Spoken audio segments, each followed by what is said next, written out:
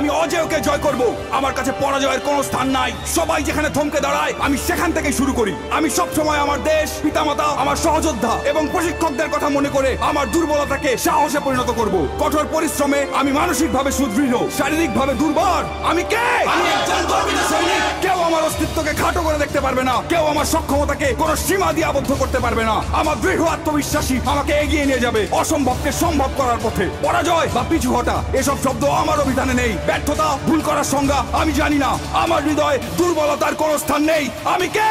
আমি একজন গর্বিত সৈনিক। আমার সাথে আমার সহযোদ্ধারা আছে। ঘাম, রক্ত আর অশ্রু বিসর্জন দিয়ে জীবন বাজি রেখে তারা আমার পাশে থাকবে। আমি কখনোই তাদের শত্রুর সামনে মাথা নিচু হতে দেব না। আমি হাসি মুখে যুদ্ধক্ষেত্রে ঝাঁপিয়ে পড়বো। যুদ্ধক্ষেত্রে আমার উপস্থিতি হবে আক্রমণাত্মক এবং হিংস্র। শত্রু আমাকে দমিয়ে রাখতে পারবে না। আমি কে?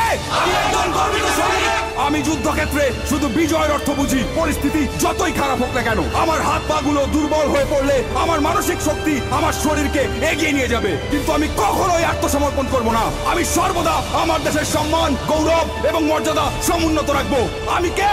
আমি বাংলা মায়ের একজন গর্বিত সৈনিক। দেশ আমাকে স্মরণ করবে, ইতিহাস আমাকে স্মরণ করবে। আমি কে? আমি একজন গর্বিত সৈনিক। আমি কে?